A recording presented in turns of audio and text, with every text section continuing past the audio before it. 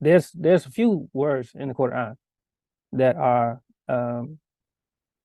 addressing the Prophet in his condition, in the situation, and in his condition.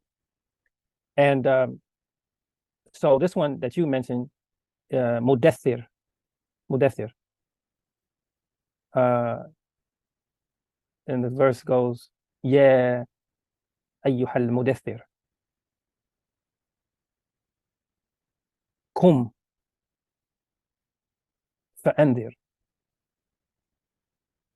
Oh, you wrapped in a mantle, kum, stand, fa'andir, then proceed, go out, warn. Okay, so what are we looking at with this? What is to be perceived here? Prophet Muhammad is a product of his people. He is a product of his environment. He's also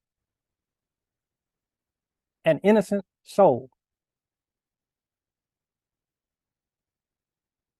When we speak of the history of Muhammad the Prophet, that is technical language in the scholars, the language of the scholars, the seerah of Muhammad the Prophet, the history of the Prophet. We're not just speaking of his history after revelation. We're also speaking of his social history.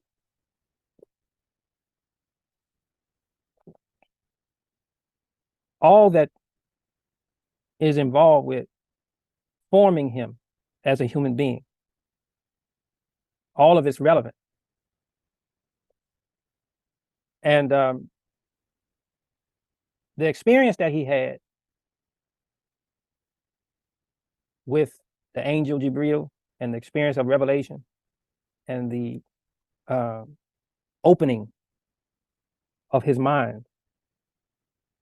And really, when we're speaking of the opening of his mind, we're speaking of the opening of his awareness to human purpose, for which he had a lot of questions preceding this experience that he had with revelation, this interaction with the angel of revelation, Jibril, and the command that came to him to read, and the process that he went through in order to appreciate what was being asked of him.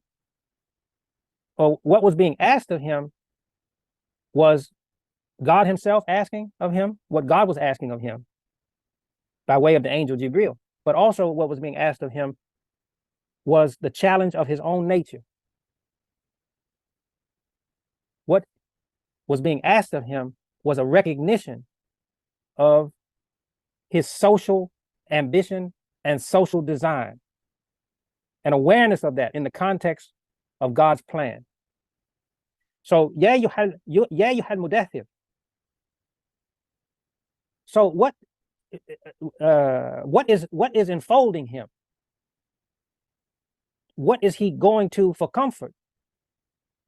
He's going to his social traditions for comfort. And those social traditions are not they're not to be seen as not having value. But in order for him to fulfill the universal mission, he has to put those social traditions in the context of the demand of his nature.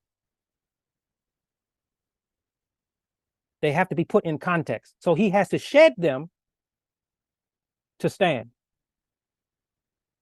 And he has already gone through this process in answering the question and the demand to read.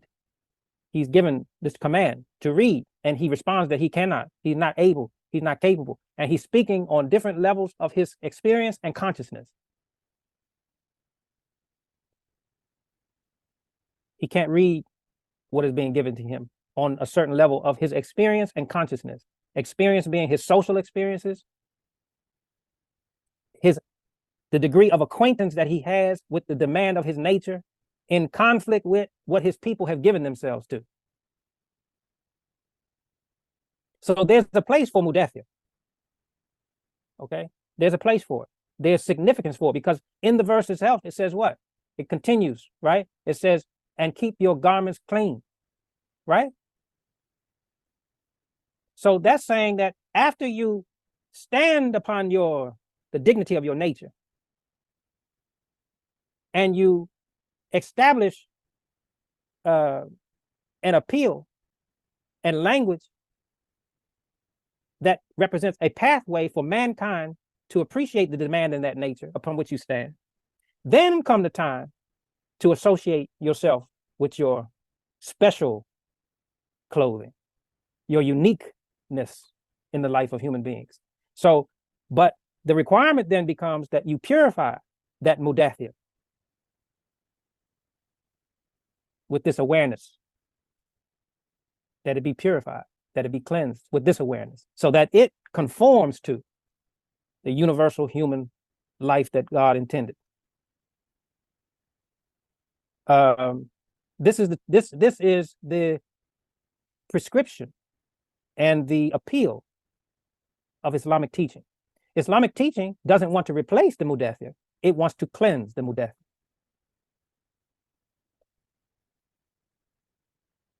And who is better in the social history of mankind to make that argument?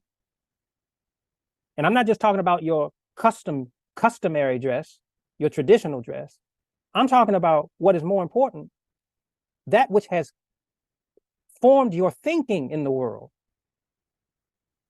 So the African American people have been trained to think with another group's head on their body.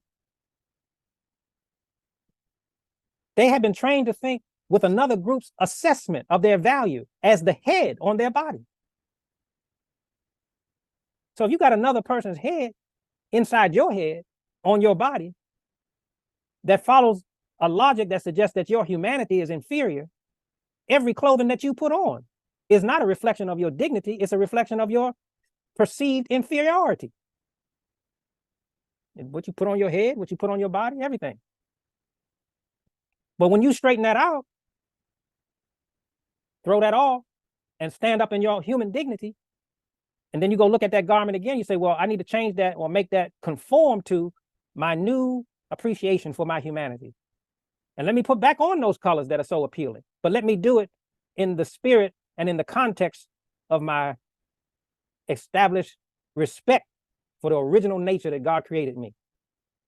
And let my African American spirit exude an appreciation for that original value.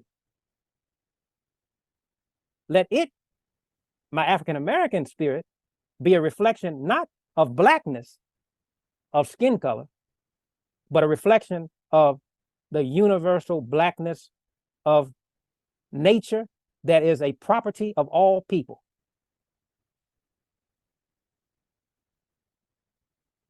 And upon that, I can speak to humanity. I can warn humanity. I can advise humanity